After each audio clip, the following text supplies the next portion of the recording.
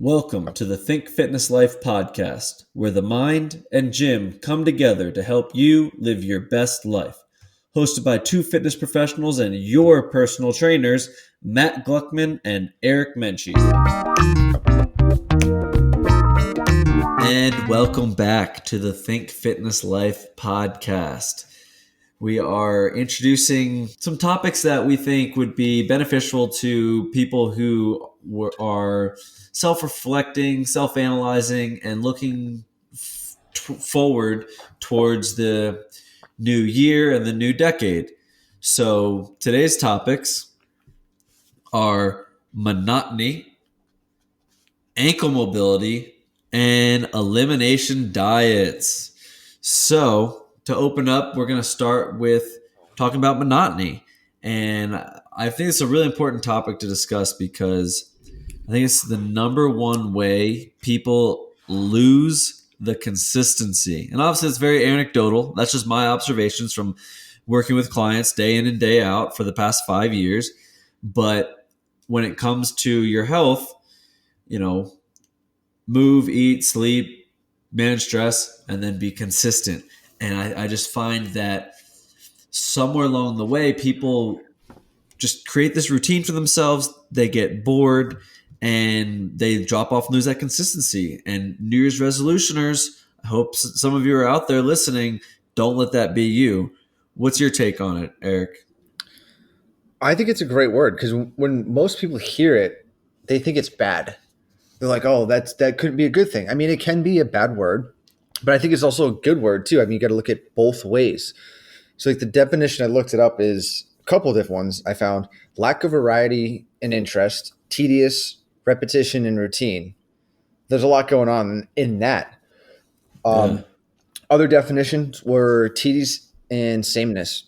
So where I think people get stuck is when they don't have interest. But sometimes in routines, like you're saying, you need to not have interest and be on repetition mode and routine mode for a bit, especially starting the new year. It has to be like you have to get on a monotonous routine for at least a month to change that habit. And I think more people look at it as the other side. Like, oh, I've been in this monotony routine, which we're going to get there, but they're just not getting anything out of it. But I think starting, you have to find something.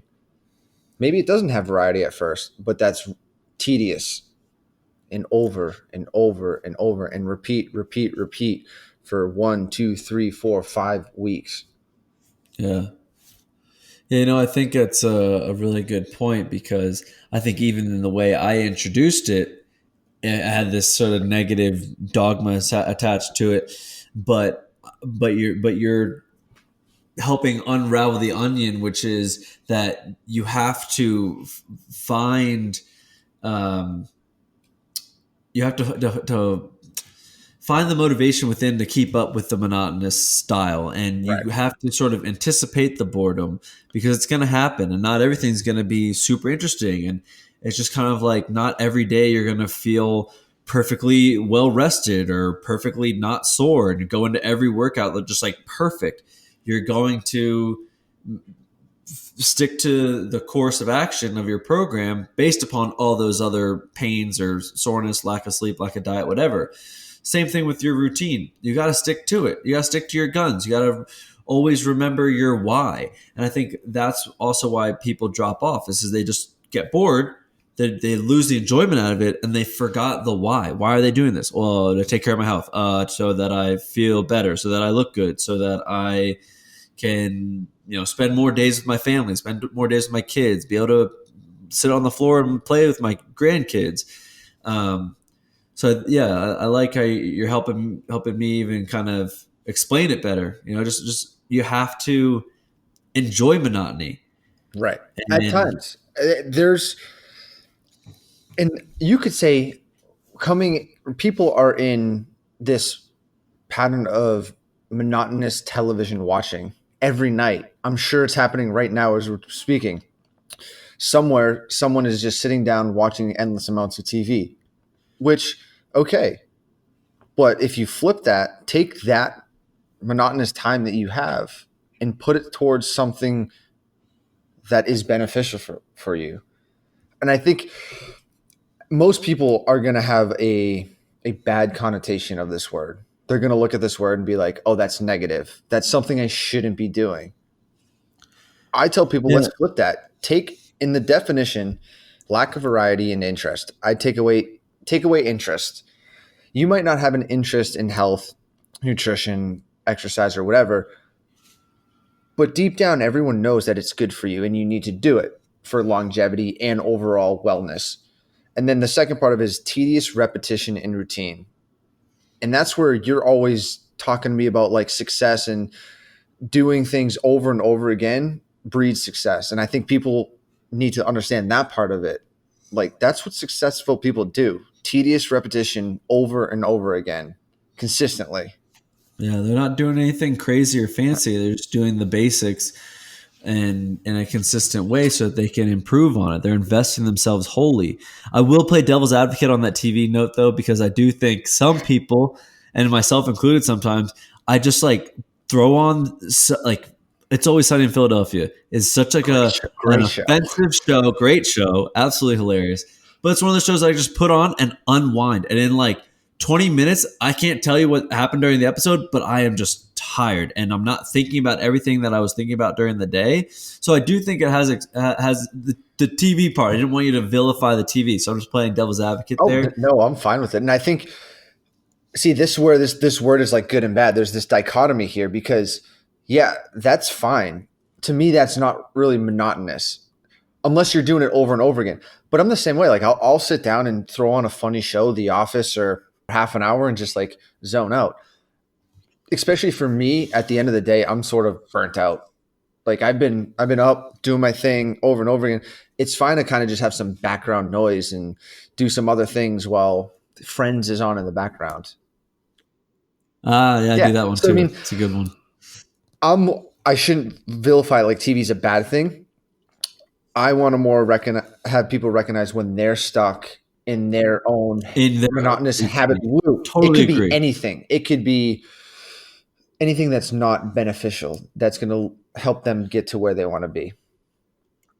Right. Like you have to be able to kind of zoom out, observe your behaviors, look at your routine, and then zoom back in so you can live it, but zoom out to just make sure you're not being detrimental to your system, detrimental to your health, or detrimental to the loved ones around you. Because some people just get into the habit and the routine of like whatever, just drinking or always throwing the game on or just kicking back, and they don't realize like, hey, there's this whole great big world right in your house, like waiting for you. Like just get alive, wake up.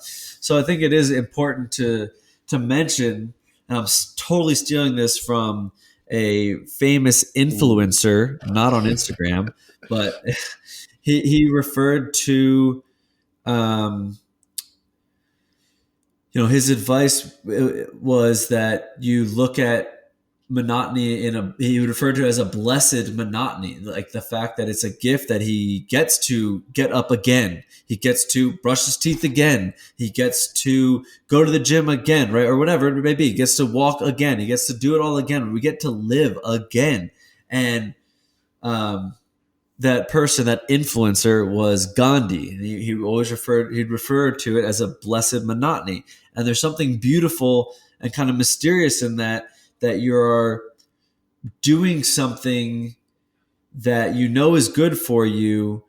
You don't always see or learn every single time, but through that repetition and through that investment in yourself and that time that you spent, over time you start to see the trends. You start to learn from a larger data set than just one experience. But yeah, that's the last thing I have on monotony before our closing points. The big thing here is, like you said, step back. Can you step back out of your life and get a different overview to see what you're doing? And more often enough, I think more people need to do that. Step back, view your life from a different perspective to get a different sense of where you are, especially coming into this new year. Like everyone's kind of has that, okay, fresh start, let's do this. Really take back and start getting into what people want. And it's going to be hard. It's going to be challenging. I think that's some part times the fun of it. Like, even though it is going to get boring at times when talking about certain things like exercise, eating the same things over and over again. But with that, it becomes a part of you. You kind of build off of that momentum and you keep going. And once you set in the time and you have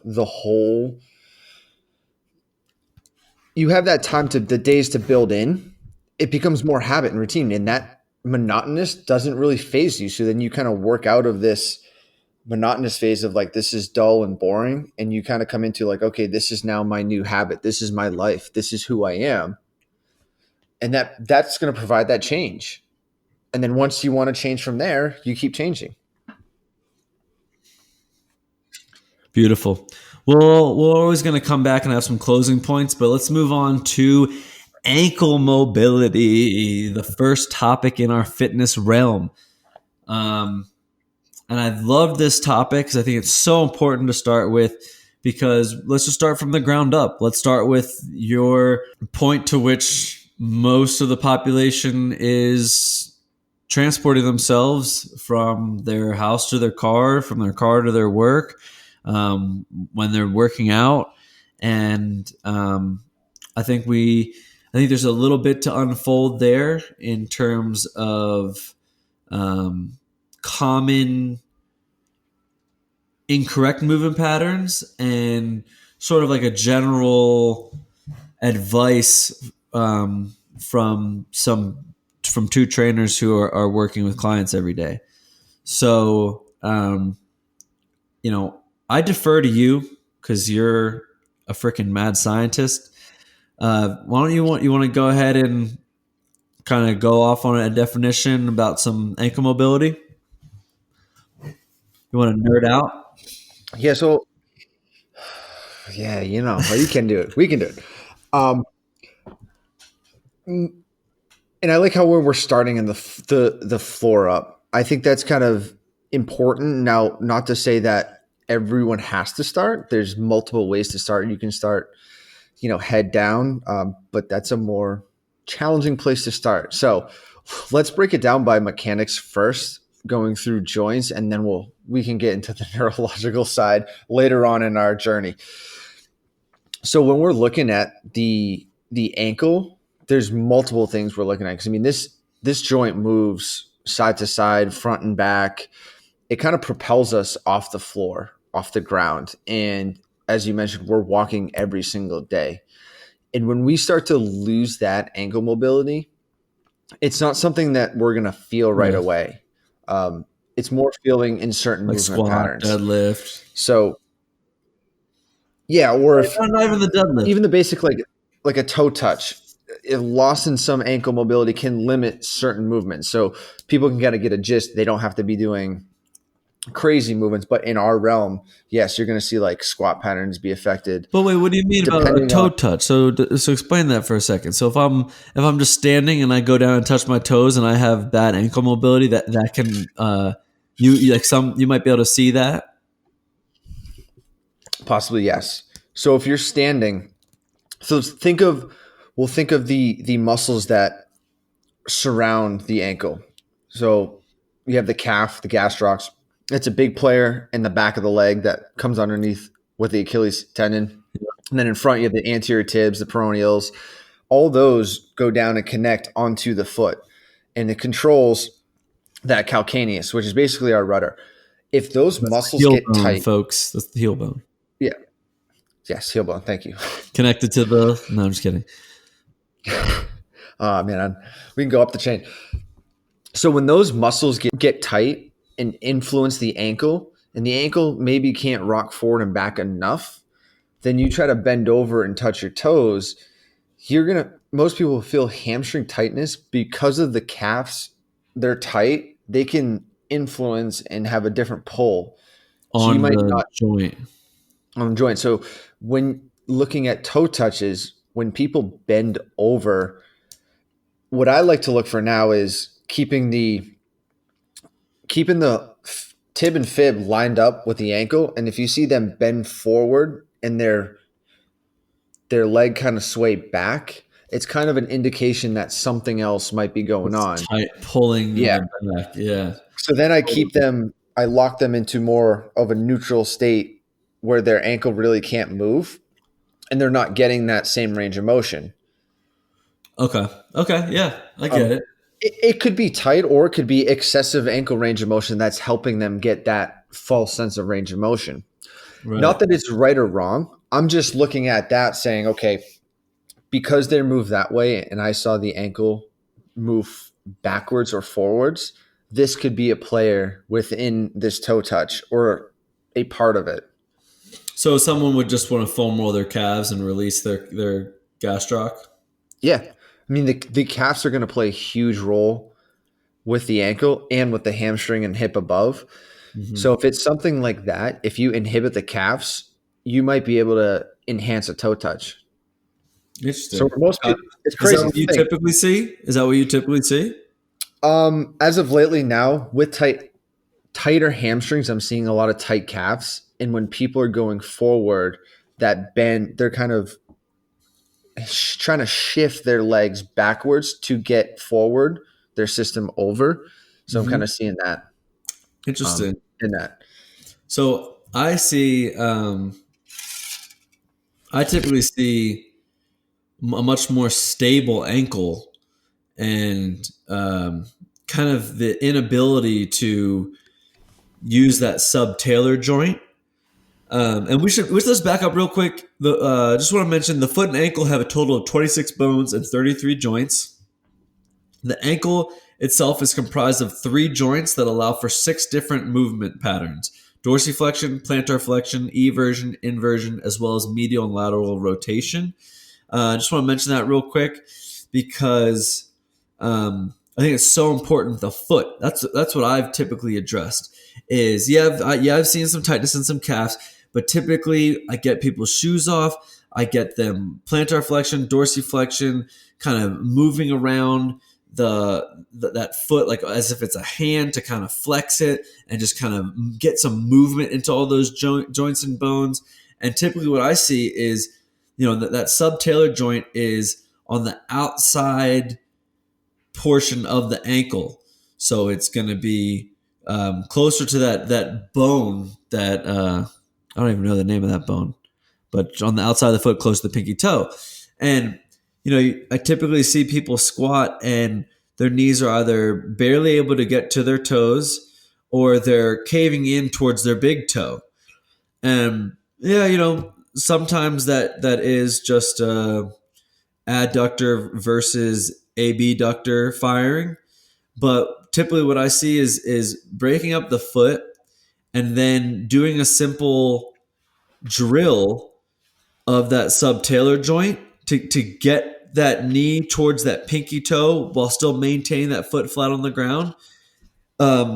Helps sort of just cue them and train them to push that knee out towards that pinky toe, get use out of that subtalar joint, and get the ankle mobility they need for a healthy range of motion in the squat or another movement pattern.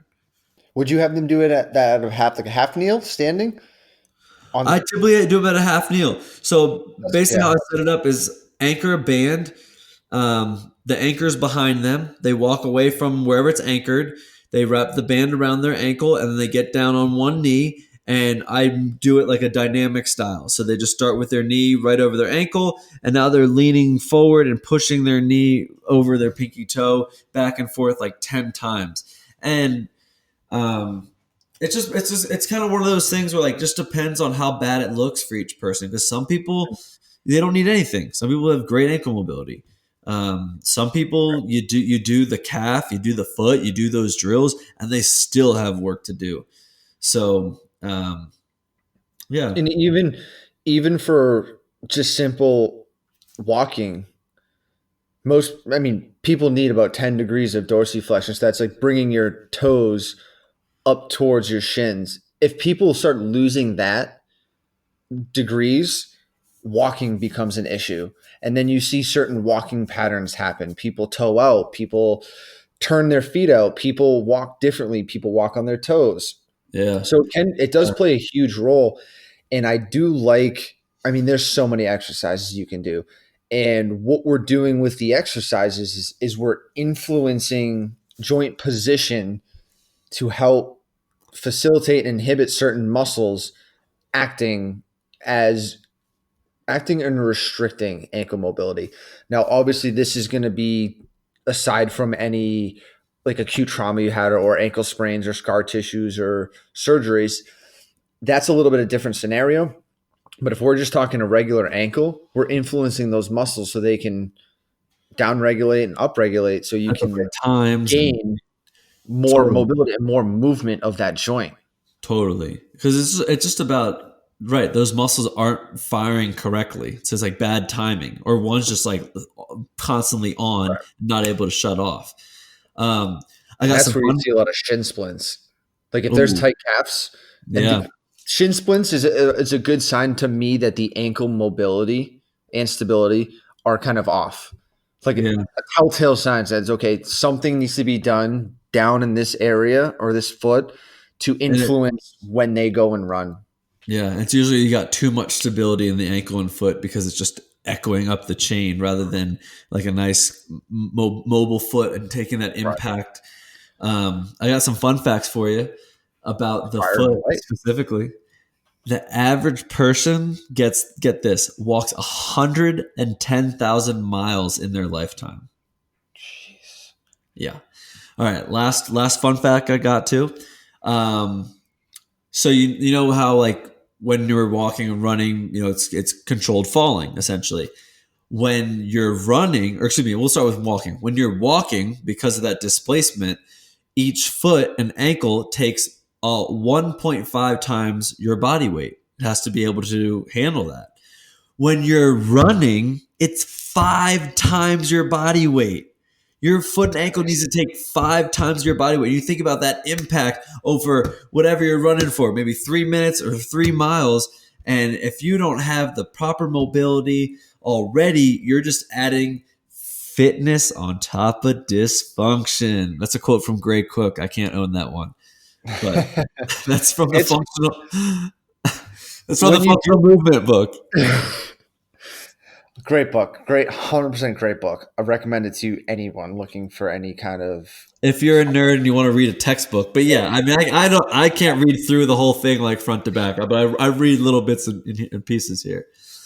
yeah, But but that's good for people to understand because it's I don't think a lot of people understand force because once you add force, and that's what's controlling and driving movement is force. Is when you create force, there always has to be an opposite for pushing against and down into it. So when we're running, the ground's pushing up, we're pushing down. I mean, we just have bones and muscles and tendons, hopefully not ligaments, but maybe some, like slowing us down and absorbing impact and accelerating us. So it's it's very important to take in consideration that prehab work before you go on a run or after well, to I was create yeah, that mobility. like the most important thing is your warm up. Make sure you can get that movement pattern in a warm up at body weight at room temperature, right? Like no other stimulus. And then if you can get these movement patterns, you can get your body to activate and inhibit accordingly in your warm up. Then you go lift, and your body's actually gaining a much more beneficial stimulus from everything you're doing, rather than causing yourself to go down a path of extra tight muscles or pain or shin splints or it manifesting itself somewhere up the joint chain in your body. And So that's where it will go. it's kind of It funny will how go up. I see that as a common theme when we go to our fitness topics is we're going to always come back to like, hey, most important part is the warm up. Yeah, it becomes very important because you're priming your system for what's going to happen. Yeah. And it's really a lot for a lot of people. It's about inhibition. It's about just get Yep. things turned off that have been on for who knows how long. Um, all right, let's move on to Elimination diets. What's your experience with this one? Have you done elimination diets? Yes, Okay, because you 100%. seem You like got it. somebody who probably wouldn't need to because you have a pretty good grasp on Right. how your diet works for you. But I think it's always good to try different styles of elimination diets out. Just so as coaches, we can give a feel to clients or just the general public of what you're going to feel and how you're going to feel on these things. Some do work, some don't work. For me, that I found, and some I think are just a little much of a reach.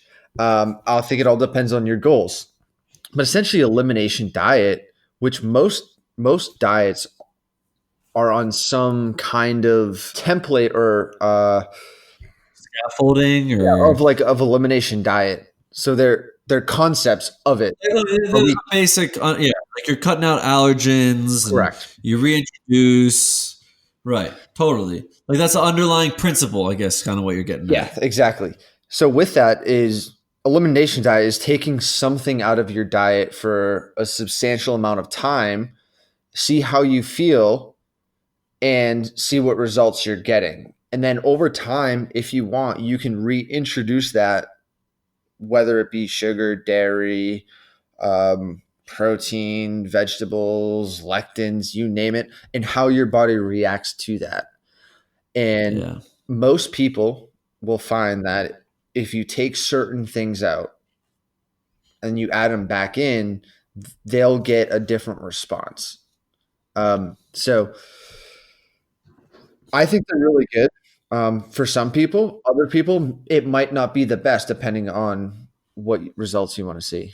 yeah. I think it's totally individual, and this is where a lot of bio individuality comes into play with genes and gene expression and your environment and your habits, and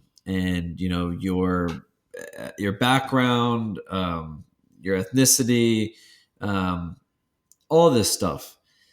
But I think kind of what you said, the most important part is that you're kind of avoiding these allergens for a while so that you can reintroduce and just see if it was a problem before or not. And it's fascinating to me.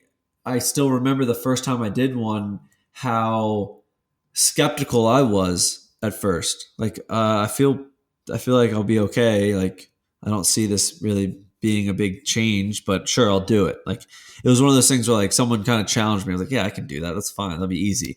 And then when I reintroduced something, I was kind of shocked at um, kind of how unpleasant I felt. It wasn't like a pain. It was like a mild discomfort, a little bloating. It's probably just a little backed up, a little inflammation build up. But I just want to mention that the top allergens to avoid in most elimination diets would be things like meat, dairy, vegetable oils, sugars, soy, nightshades, grains. These are across the board known to be inflammatory in a portion of our population. So again, that's not for everybody. That's not across the board. And then another factor that plays into the whole phenomenon of everyone kind of having a different experience is that it also comes down to how well your system can operate in terms of using its mucosal lining of your gut or your digestive tract to absorb any of these allergens and help pass through the body without causing as much inflammation. And my personal experience is I have ulcerative colitis. It's like Crohn's disease, and I've done it's called the elimination diet, and there's another one called the Whole 30. Everyone knows the Whole 30. It's really popular. Melissa Hartwig, she actually goes to Excel Fitness here in Salt Lake City, Utah. Um, they're again the same principle. I think the Whole 30 is a little bit more user friendly in terms of their resources for different recipes, different kind of expectations for the for the diet itself and different approaches for coming out of the diet and reintroducing things one by one. And it's a really good support system because you know it's hard to kind of will yourself into this 30-day avoidance of all this stuff.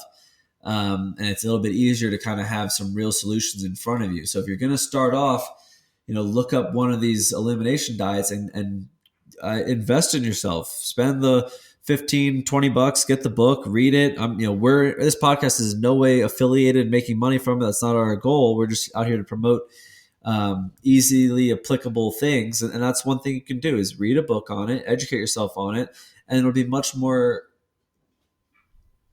easier, I guess is the word I want, is it'll be easier for you to maintain it because that's the only way you can really see if your body has a bad habit, and you create this awareness, you create this better relationship with you and food, and then you go back to the drawing board. And I have a client with diverticulitis. I have another client who's just perpetually bloated, and the elimination diets have just been really great learning experience for them, so that they didn't go through the negative feedback loop of constantly getting into this perpetual bloating or this diverticulitis flare like every 3 months. It was like so routine. It just eventually it's like, hey, maybe we try something different to break out of this cycle. And but that's the only way, kind of back to monotony. It's the only way they learned it was by sticking with a routine for a while, having these observations, and then saying, okay, now it's time to zoom out. What can we do? And then we'll zoom back in and we'll live, and we'll see how we go from there. And yeah, and it doesn't have to be. I know the Whole30 is great, and it doesn't have to be that complicated if someone's not ready for that yet. True. A lot of people ask me, what are my thoughts on certain. So, like keto is an elimination diet, right? You're eliminating carbs. The carnivore diet is an elimination diet because you're eliminating True. basically everything but meat. Yeah. Which is kind of interesting, and I'm kind of dabbling in that one right now. Jury's still kind of out, but some individualized, some people work. And I think for the general population, number one, eliminate sugar. Don't care what diet it is. Sugar's got to go across the board.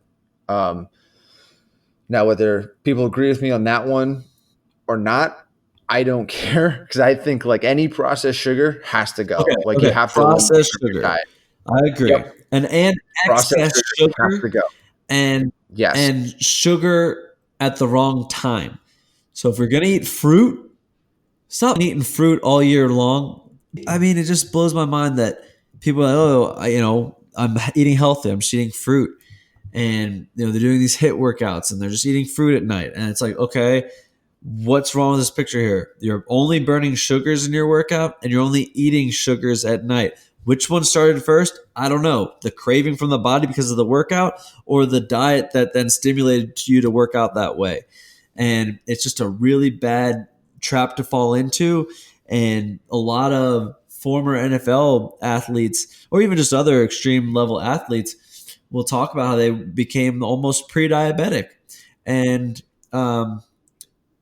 it's a really easy slippery slope to fall down, because come on, let's be honest. If we just like crush a banana mid workout, we get a little bit of extra fuel, and it feels good to like crush some more weights.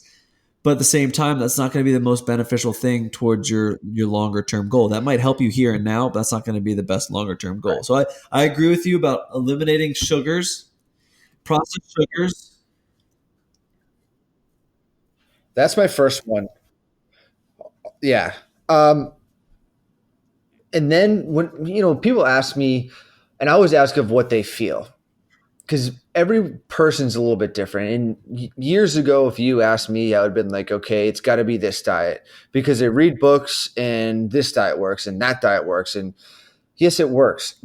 A lot of them can work if you follow them to how they're designed. But we're all different people. Your body might need a little bit different things than I do, depending on what we're exercising or where we live and all that stuff. So I kind of get more into, okay, how they feel when you eat certain foods. Let's go to the bloating first, because that one's a huge issue, and it was for me.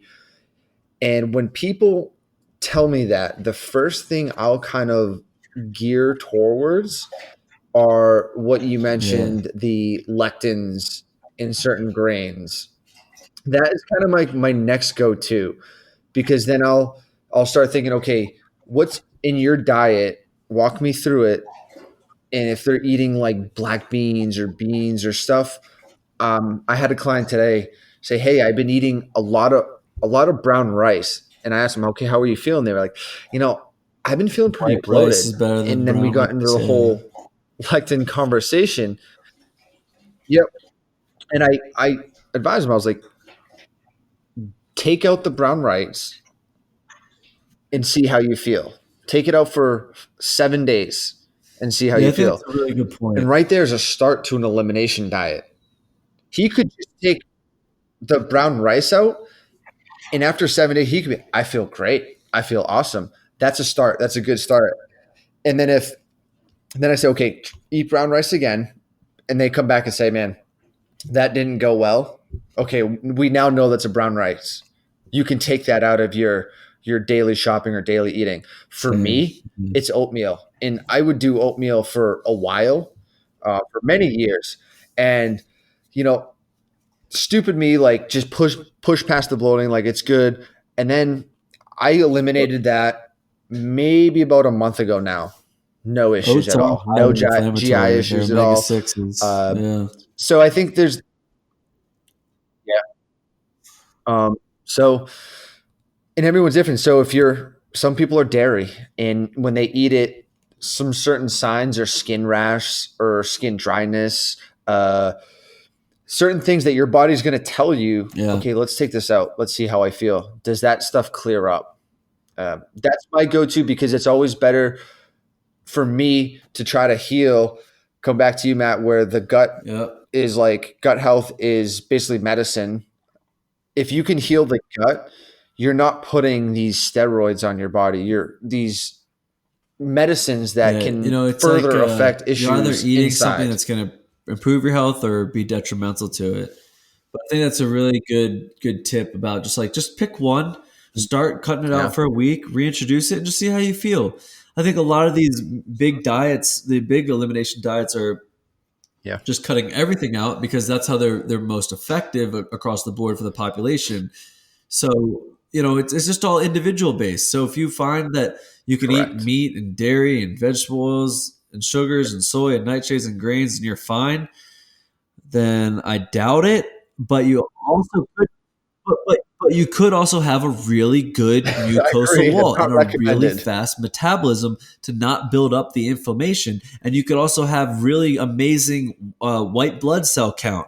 And you have really good C-reactive protein usage. There's a lot of things that could play a role into you not noticing that there actually could be some inflammation going on.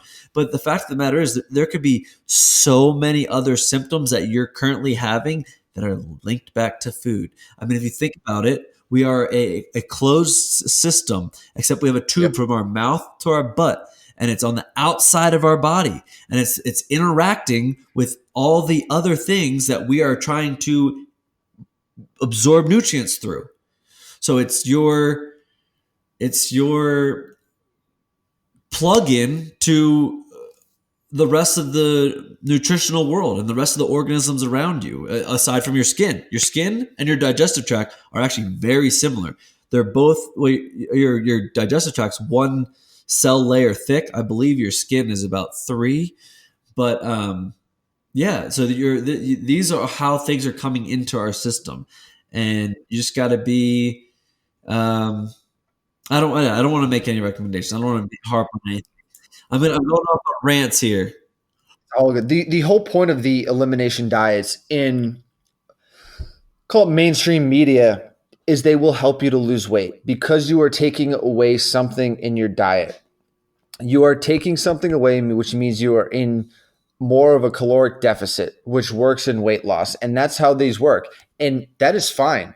And I think people need to kind of understand that it's not just because carbs are bad and you take them out that all of a sudden you lose weight. It's no, because you can, let's say like the carnivore diet works to lose weight, keto works to lose weight, all plant based is can lose weight because you're decreasing the amount of total calories most people are taking in a day.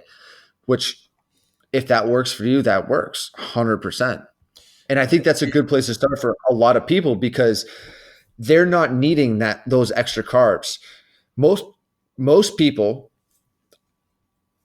and I know we've been going back and forth with this, I don't think need those carbohydrates. They're not working at a high enough octane or high enough output to the carbs that they're putting in. We're only 2% carbohydrates. Our chemistry is less than 2% carbohydrates. But And yet people eat them like crazy. Like the body's going to go, hey, well, this is a carbohydrate. This is fuel for later. But they're never getting into that high intensity to burn it off. Not even like long enough too. and then I think another part that actually plays a role into the excessive weight gain from bad diets is the leaky gut and the repercussions from having a leaky gut is a perpetual state of autoimmune system firing. And when you're in a chronic inflammatory state, and your immune system is working day in and day out, 24/7, 7 days a week for who knows how long, your energy systems are depleted, your cortisol levels higher, and your body can't self-regulate itself properly. It's just like if you just started working around the clock and stopped sleeping, you would just burn yourself out. But I think we should. Our system's too complex to take one thing out. And I think people realize, okay, if I just eat this or I eat bad for a bit, it's not totally bad because that's only one thing. I'm still exercising. I'm still doing the other things. But inside the body is all processes that run off of each other. A lot of people don't understand that. So if you take one thing Symbiotic relationship. out Yeah. of that process, somewhere else that process has to upregulate or downregulate to figure out what you're doing. And in this one, when you're taking out a huge process, the gut, that's going to affect almost every other process in the body. From what you just said from that standpoint. So it's like it's no joke when we're going over dietary and nutrition advice and needs because it's that important. And I think people kind of take for granted that they're able to eat this and it's not that detrimental. But if you could go through all those things and like tested them for people and give more insight, I think they'd be like, okay, well, this is a different story. You're telling me that what I eat tonight could possibly affect neurologically how I am tomorrow, or if I get migraines or not, or, it's kind of like that same thing we talked about earlier, like stepping back and overviewing, like, what is the percussions of this down the road going to look like? And if I continue to do this down the road, what will it look like? And what you said earlier, like burnout, there's got to be a point. There's some point where you're going to start burning out, and that's going to take a decline health wise. I don't know where that point is. I can't pinpoint it for everyone. And I think that's the kind of the game we play. Like, okay, you're seeing that weight gain, but with that, what point does it like, man, I'm not feeling well. I feel tired. I feel sluggish. Yeah. Yeah. It's all connected. Well, we are just about at that time, so we're going to enter our wrap up, and we'll just start with elimination diets, and we'll work our way backwards. So, closing statements on elimination diets. If you like them, try them. They do work. Stick to them. Be cautious with them. They all can have good and bad benefits. They're not always the one all be all answer. There can be multiple ones. Have fun with it, but stay on track. Use it to get a better understanding of what foods make or break you. And then what's you got a takeaway for ankle mobility for us, Eric? If you don't warm up, you're doing yourself no favor. Add in ankle something, calf something, foam rolling, stretch, do something. I guarantee you your shin splints and your ankles will be better. And we base these kind of off our experiences, guys. So mine might not apply to everybody. Eric's definitely more generally applicable, but use that subtalar joint. Get your knee over your pinky toe with your heel staying down on the ground. So back to where we started this podcast off today, folks. Monotony. I'm just going to end with a quote from Gandhi. The monotony of necessary occupation is exhilarating and life-giving. It's all about perspective. Yeah. And for that, learn to love that. Learn to love eating the same thing every day. Learn to love doing the same exercise every day. Learn to love reading the same book until you finish it every day. Learn to love what you do this every day the same, because you got one life and live it, but know when to change. I love it. Love it. All right, folks. That's all. Peace and live long and prosper. Thanks for listening. We hope you gained something from this episode. Our mission is to help people live their best life, both physically and mentally. Check out thinkfitnesslife.com for additional resources and schedule a complimentary assessment with one of us. We're always here to help.